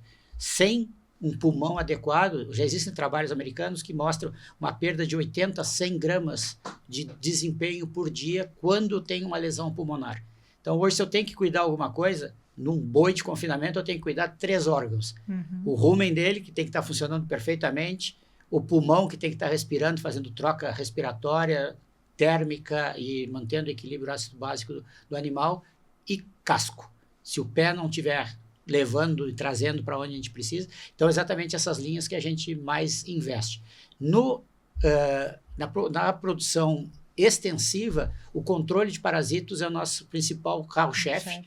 Controle tanto de parasitos internos, aí nós temos o Exatect, que eu acho que é a nossa mais nova ferramenta de mercado, que é uma combinação inovadora de 3 moléculas doramectina, ivermectina e abamectina em alta concentração, com um veículo especial.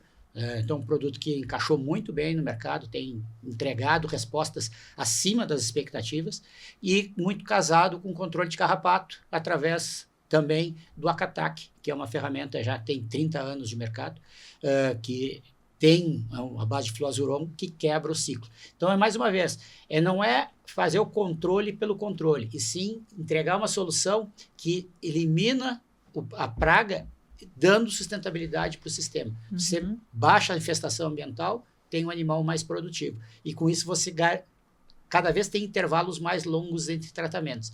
A gente trabalha com produtos que fazem a gente vender menos, inclusive. Porque a gente vende bem, baixa a infestação, a gente consegue ter uma menor necessidade de utilização. E aí nós buscamos outras oportunidades no mercado. Sim. Às vezes o produtor diz assim, vocês estão trazendo uma solução, vocês vão perder dinheiro comigo. Porque eu gastava muito mais em outros produtos de vocês, para tristeza parasitária, por exemplo, do que eu estou comprando hoje, porque agora eu consegui controlar o carrapato através das ferramentas. Esse é o nosso papel.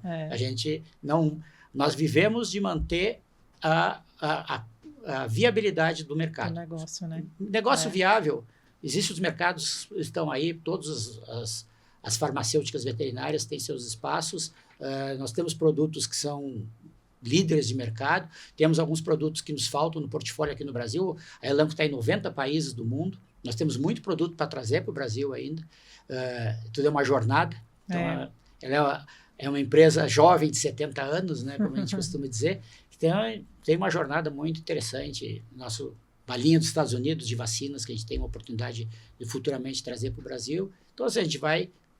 As inovações, elas são frequentes. Nós estamos constantemente trazendo inovação e, principalmente, mantendo aquelas que já deram certo como liderança de mercado. Chefe. E o Otaviano falou ali da palavra sustentabilidade e me fez lembrar aqui o novo posicionamento dos produtos do Zimprova e do Rumensin. Conta um pouquinho aí para o pessoal poder entender, porque a gente viu vocês fazendo um marketing muito efetivo, né? Ano passado? Sim. Foi ano passado, né? E a gente começou, o tema da sustentabilidade está começando, né, a vir para o mercado, os pecuaristas ter consciência que no futuro, né, no presente, algumas coisas já têm sido alteradas e no futuro a gente sabe que esse vai ser um tema importante dentro da pecuária. Conta para o público um pouquinho o que vocês têm trabalhado com os produtos em relação a isso. Sim, José, é evidente, até com base na ciência, que os produtos têm, né, o Rumensin com 50 anos e o Zimprova agora com 10 anos já. É evidente, cientificamente, a capacidade que esses aditivos têm na mitigação de metano entérico, né, dos ruminantes. E esse é algo que foi utilizado aí de maneira, eu diria que pejorativa, né, tentando culpar o bovino aí com emissão de carbono na atmosfera e tudo mais, né? Então a Elanco veio já há um certo tempo tentando desmistificar isso de uma maneira... Primeiro, educacional, né, tentando trazer informação de qualidade. E aí, mais recente, isso começou a ser um apelo. E eu acho, até a gente fica escutando isso, né? A sustentabilidade, eu desde a época de faculdade, os projetos tinham que ter sustentabilidade lá no projeto. Metano. Era aquele negócio bonito, metano e tudo mais. A Elanco foi pioneira nisso nos Estados Unidos, talvez no mundo, em trazer isso para o negócio do produtor. Então, remunerar ele por isso. Buscar alternativas, né? Não necessariamente a Elanco remunerando, mas ela foi atrás de alternativas ou de parceiros interessados que pudessem remunerar o produtor se ele fizesse uma prática ou adotasse aí uma prática ou uma tecnologia de redução. Isso já acontece hoje nos Estados Unidos, tá? E a gente está adaptando, eu acho que não seria a melhor palavra talvez, mas tentando criar isso aqui também no Brasil. Então, também nesse pioneirismo aí de buscar uma alternativa de monetização para a adoção, né, de intervenções ou de boas práticas aí para redução de metano nas fazendas. E aí, com isso, a gente tem a fortaleza, eu diria, dos produtos. Então, a gente já está investindo em mais pesquisa local. Uhum. Tá? Então, hoje nós já temos 3 estudos finalizados. Ainda estão sob sigilo, mas em breve a gente vai... divulgar e publicar esses dados, né? É o DNA da Elanco. Então, o que eu posso abrir estamos talvez no início de uma jornada longa, mas muito promissora, e eu como técnico aí, como alguém que trabalha com gado de corte há bastante tempo, sempre tive em fazendas, escuto a dor do pecuarista, que tinha uma resistência grande à questão de sustentabilidade no início. Hoje, os pecuaristas, eu diria que já estão muito mais abertos e interessados, e eu tô assustado com a velocidade com que isso está vindo. Eu achava que era coisa para daqui 20 anos, 10 anos, não. Eu acho que até 2030 aí vai ter muita evolução e a velha premissa de quem chega cedo bebe água limpa, né? As fazendas que já estão procurando alguma coisa, que já estão se adaptando aí a essa linguagem da sustentabilidade, avaliando os quesitos lá que existem nos inventários, já estão fazendo seus próprios inventários, isso vai ser um diferencial grande para o negócio. Isso vai remunerar, uma hora vai, eu tenho certeza absoluta.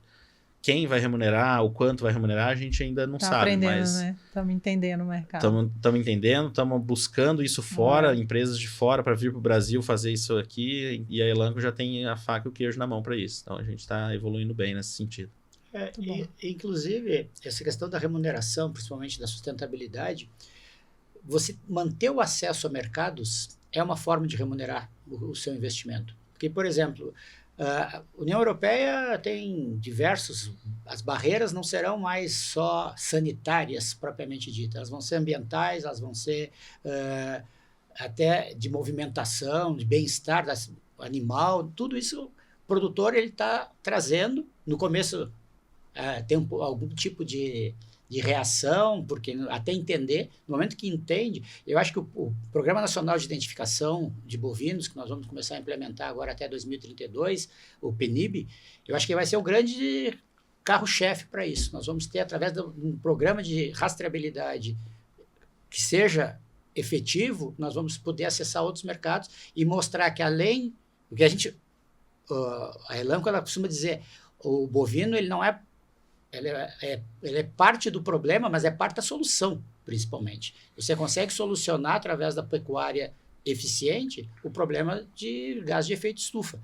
Mas nós precisamos, além de fazer, precisamos provar. Sim. Então, a gente tem a rastreabilidade vai ajudar nisso, os programas de selo, as certificadoras, tudo isso é mostrar para o mercado. A gente já faz uma pecuária muito sustentável. Sim. Nós precisamos que as pessoas saibam e acreditem que a gente realmente está fazendo, e os mecanismos vão ser cada vez mais robustos para isso. Sim.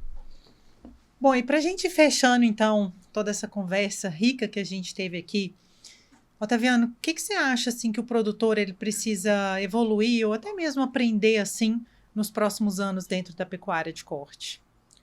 Eu acho que profissionalizar-se, né? Ele entender que, embora seja um negócio que esteja na família há gerações, ou que ele tenha começado, entender que o que ele faz ele é uma empresa. Como uma empresa, ele precisa ter um controle de pessoal, fluxo de caixa, entradas, saídas, ou seja, não tratar a propriedade mesmo que ele more, que eu acho que é o único empresário que mora na sua empresa é o fazendeiro, porque o dono da farmácia fecha a farmácia e vai embora, o dono da indústria vai embora e o pecuarista fecha a porteira e fica dentro e vai e muitas vezes ainda trabalha à noite. Então, essa proximidade de casa e negócio, às vezes faz com que o produtor não entenda que ele precisa ser também um empresário. E aí, trabalhar com todos os conceitos da indústria, do comércio, dentro da atividade pecuária. O agricultor já está mais avançado nisso. Hoje nós podemos ver dois tipos de pecuaristas. O pecuarista puro e o pecuarista que é agricultor. E muitas vezes ele é agricultor e pecuarista. A adoção tecnológica desse indivíduo que tem agricultura junto, ela é muito mais rápida, porque ele sabe que se ele investe agora, ele tem o retorno. O pecuarista mais puro, ele já está aprendendo. Mas eu acho que, se você me pergunta o que ele precisaria avançar, eu sugiro isso. Capacitação própria, capacitação de mão de obra, porque às vezes a gente fala muito, tem que capacitar os meus funcionários, mas ele precisa se capacitar como empreendedor, como empresário. Então, capacitando-se, ele descobre qual é a virtude da sua propriedade e, principalmente, o caminho para ter os melhores resultados. Eu complementaria, concordo 100% com o Otaviano. E dentro, eu vou ser um pouco mais específico, dentro da autocapacitação, da educação do produtor, eu destacaria ali a educação financeira. Então, ele entende muito bem da chuva, da lua, da onde está a região, do solo, mas gastar um pouco mais de tempo conversando com o fornecedor de crédito, gastar mais tempo no relacionamento com o comprador que vai comprar o produto dele, seja o bezerro, o vizinho que compra o bezerro, ou o frigorífico que compra o boi gordo. Gastar mais tempo no relacionamento e a educação financeira no sentido de proteger o caixa, vamos falar assim, ele sabe o operacional. Então, o lucro operacional vai depender dos manejos, dos índices zootécnicos, da dieta, da formulação, etc. Mas se ele já tem o financeiro blindado, né, o negócio segurado, ele já tem um hedge planejado para 70% da produção, ou 50% ou que seja até o boi a termo lá com o frigorífico, mas que já assegura ali boa parte da operação dele. Então, essa educação financeira, eu acho que se eu pudesse deixar um recado para ele, seria esse, assim, ó, nessa evolução do futuro, gasta tempo fora da porteira. Eu acho que isso vai ser importante. Muito bom. Gente, então a gente está chegando ao final do nosso episódio, mas antes de terminar, a gente sempre tem agora, em todos os episódios, um quadro que é o Bate-Bola Roxo. Então, ele funciona com algumas perguntinhas rápidas, com respostas curtas, para os nossos convidados, para vocês conhecerem também um pouquinho mais a fundo. A gente fala sobre agro, fala sobre a vida deles também, de coisas que a gente ainda não comentou aqui no início do episódio, e espero que vocês curtam. Então, vou começar aqui com o Otaviano. Otaviano, uma decisão que mudou sua carreira no agro? Mudar para o mestrado, sair da minha... Eu tinha uma proposta de mestrado na minha cidade e eu saí, fui fazer mestrado fora, morando em casa estudante, completamente autônomo, fugi do que era mais cômodo. E me joguei ao mundo. Morar em república? Na verdade, eu morava numa república junto com vários colegas. Isso, para mim, foi um crescimento pessoal muito grande. Realmente. E o seu, Chuba? Morar fora do Brasil. Morar fora é uma experiência. Sem dúvida, foi um divisor de águas. Continuei na pecuária, mas uma visão um pouco fora e um pouco diferente. A gente cresce muito, né? Muito, tudo. Amadurece muito. Lado pessoal, outro idioma, outra cultura, tudo. O que a pecuária te ensinou sobre a vida? Fazer o que gosta. Isso, sem dúvida, é o que me traz aqui hoje e provavelmente vai me deixar aqui na pecuária, no agro, por muito tempo. Eu gosto demais disso, gosto demais do que eu faço. Muito bom. E você, Otaviano? Coragem. Eu acho que assumir risco, eu acho que o pecuarista ele assume risco todos os dias. Porque ele tem um patrimônio gigantesco, imobilizado e muitas vezes pouco caixa. E com esse caixa ele tem que tomar decisões que sejam transformadoras, que mantenham o patrimônio. Então a gente tem que ter coragem e o Brasil nos mostra que a gente consegue resultados bons. Mas é coragem com inteligência, não pode ser alucinado, porque é perigoso. Corajoso sem cautela também é perigoso. Eu gosto muito dessa palavra. Depois de tantos anos no agro, Otaviano, o que ainda te motiva? Conhecer gente. Eu acho que eu tenho a oportunidade, cada semana, eu não sei quantas pessoas eu conheço por mês, viajando, e que seja um funcionário de fazenda, seja um pecuarista, seja um empresário, eu aprendo com todo mundo. E tento levar um pouco que eu conheço para capacitar as pessoas. Mas se perguntar quem aprende mais nesse dia a dia, eu acho que sou eu. Eu aprendo sobre vida, sobre comportamento, e isso vai construindo o meu jeito de ser. Muito bom.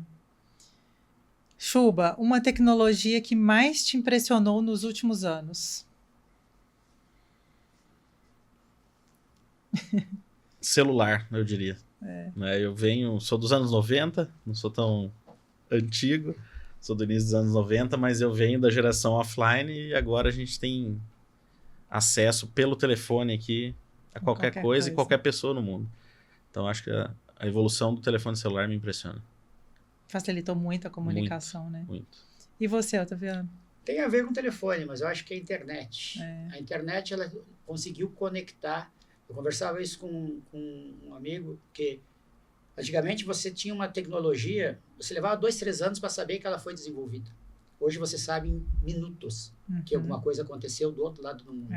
E essa conectividade, nós que vivemos uma boa parte da vida sem a internet, por exemplo, diferente do que a geração Z ou a Alpha e a Beta que nasceram dentro desse universo, a gente não lembra como era não ter. A gente absorveu essa questão tão forte que a gente antigamente, eu sou do tempo de mandar carta. E você mandava uma carta, esperava 15 dias. Mandava também, tá achando que eu... Não, você esperava 15 dias para receber a resposta, e aí, quer dizer, hoje você, se uma mensagem que não é respondida em 2 minutos, você já acha que a pessoa está... O que será que está fazendo que não respondeu? Que não respondeu, Então, a gente tem ônus e tem bônus, né? Sim. Mas a internet, eu acho que nos conectou. Sim. Chuba, uma característica que todo profissional do agro deveria ter. Desejo por conhecimento. É impressionante como tem pessoas que não querem aprender. Infelizmente. Ou felizmente, porque tem as outras que vão sair na frente. Exato. Que se diferenciam. Compromisso. Acho que a pessoa tem... Quem entra, principalmente os consultores que entram, precisam ter o compromisso com o resultado do cliente.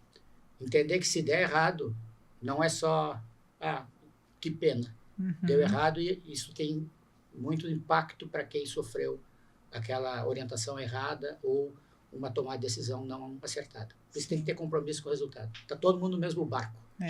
Não tem, o produtor se deu mal. Eu, como técnico, estou dentro do sucesso e dentro do fracasso de qualquer decisão. Sim. Agora, Taviana, fala para mim, a pecuária brasileira em uma palavra. Eficiência. E você, Chuba? Potência. Potência, realmente. Quem fala mal do agro é? Leigo, no mínimo. Mal intencionado. Mal intencionado, porque vive o agro, né? Vive ali no dia a dia e ainda fala mal. Um mito sobre a pecuária, Taviana? Que tudo tá explicado. A gente tem muita coisa para entender ainda. Eu acho que tem gente que acha que já, se fizer aquele arroz com feijão que sempre faz, vai ter sucesso. Pode ter dentro daquele universo, mas vai comendo o seu negócio.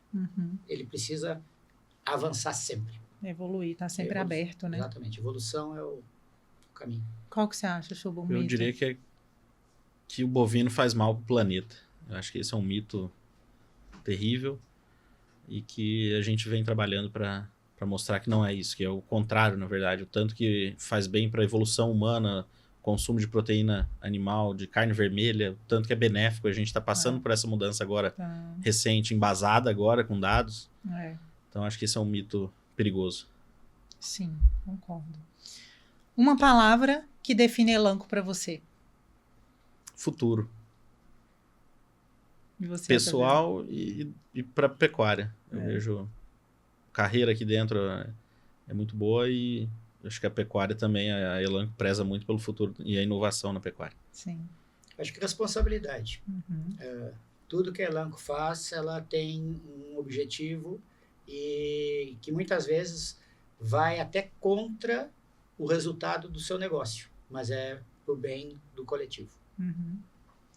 Um orgulho da pecuária brasileira. Integração lavoura-pecuária. Eu acho que isso é fantástico e não é qualquer lugar que consegue fazer. O Brasil é privilegiado. Muito bom. Eu acho alimentar o mundo com proteína de alta qualidade. Muito bom. Tô adorando, hein? O produtor que mais cresce hoje é aquele que? Mede e em cima do que mediu toma a decisão. É verdade que planeja. Que planeja, A eficiência dentro da fazenda começa?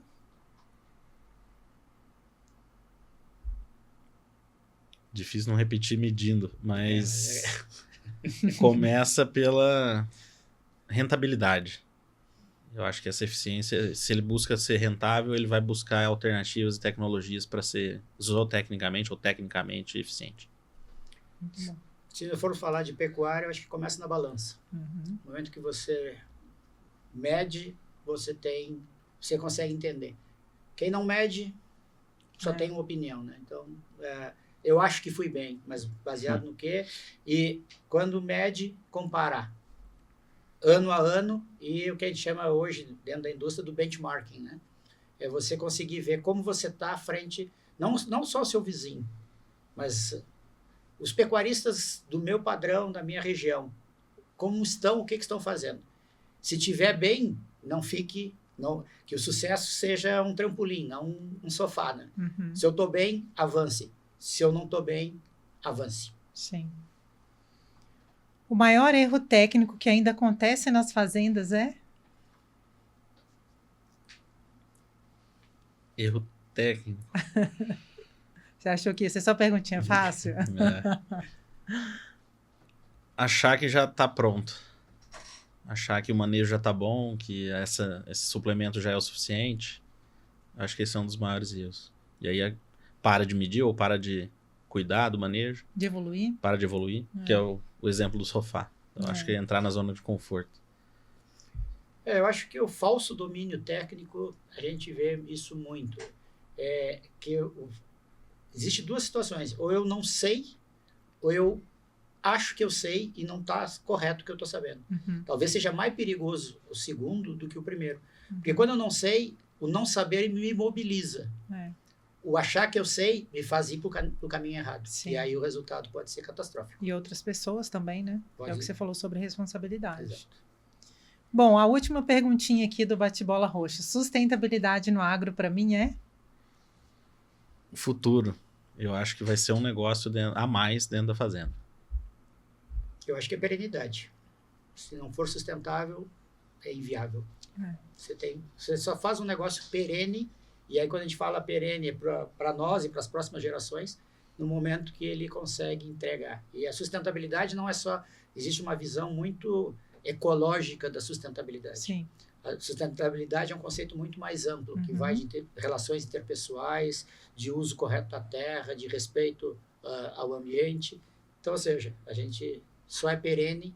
Nós chegamos até aqui graças ao que foi feito pelos anteriores e temos um compromisso para levar para frente. De ser sustentável economicamente também, Exatamente. né? Que é o que muita gente está lutando por isso. Bom, então, obrigada. Nosso bate-papo foi ótimo. Mas antes da gente finalizar por completo, eu queria que vocês pudessem deixar uma mensagem, vou começar aqui pelo Otaviano, para aquele pecuarista que está nos ouvindo e que ele ainda não entendeu que a nutrição e a saúde precisam andar juntas e a favor da produtividade da fazenda. Qual que seria uma mensagem? Bom, eu acho que, na verdade, a gente precisa levar em consideração que saúde, ela promove o desenvolvimento do animal e a nutrição também. Como é que eu desconecto as duas? De forma viável conseguir fazer isso. Portanto, busque assessoramento, busque tecnologia, não assuma que você não sabe e não tem o que fazer. Hoje a tecnologia está aí para isso. Antigamente era muito caro a tecnologia. Hoje você tem, pelo celular, você tem muita informação, você tem técnicos os mais variados que vocês podem se apoiar. Então, ou seja, busque ajuda, assessore-se e tenha sucesso. Eu acho que isso é o que todo mundo quer, não só para a vida pessoal, mas para a vida profissional.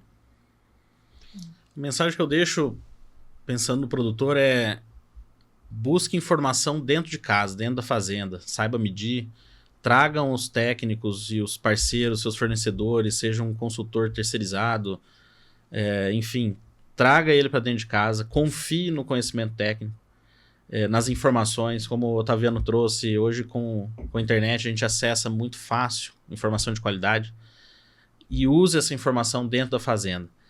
Eu costumo, dentro dessa evolução eu tenho avaliado 2 a 3 índices ou técnicos da fazenda, mas nunca isolados, sempre entre eles. Então para de olhar o GMD, olha o ganho pelo que consome, pela quantidade de suplemento, olha a quantidade de bezerro desmamado pelo número de vacas, olha o peso do bezerro desmamado pelo número de vacas inseminadas, e sempre associe índices. Eu acho que isso leva para um caminho de produtividade, não de produção. Saia só da produção. É o boi de 25 arrobas, agora é um boi de 20, é pior? Não, mas eu estou fazendo um boi de 20 em 1/3 do tempo. Né? Então, olha a produtividade, não a produção. Pega a informação de dentro de casa, olha o histórico para tomar a decisão. Eu uso sempre um exemplo, eu visitei um confinamento nos Estados Unidos que usava a mesma dieta há 17 anos. A mesma fórmula. Só que ele gastava tempo fazendo o manejo todo dia no mesmo horário. O fornecedor tá lá toda terça-feira, entrega o milho, toda quarta entrega o feno, tá tudo organizadinho a estrutura. Então, assim, para que ele vai ficar mudando a dieta se ele organizou dentro de casa os processos, né? Então, trabalha mais dentro de casa ali nas métricas e olha mais para a produtividade do que para a produção. Muito bom. Pessoal, então estamos chegando ao fim de mais um episódio e eu tenho certeza que vocês vão aprenderam, né, muito com tudo que foi conversado aqui hoje.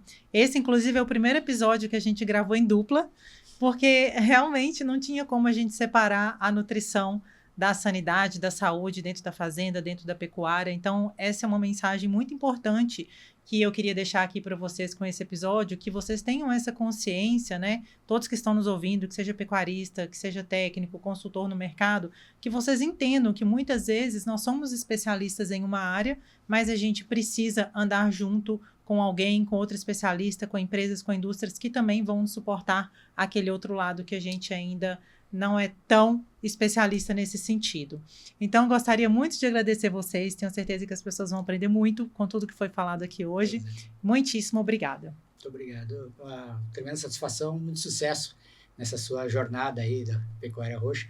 Obrigada. Eu acho que a gente tem a obrigação de trazer informação para as pessoas que estão aí nesse mercado.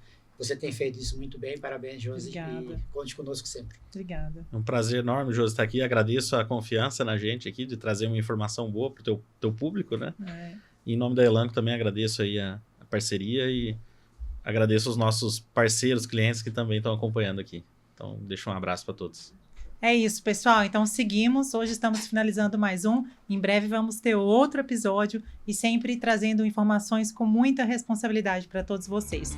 Muito obrigada e até o próximo Pecuária Roxa Podcast.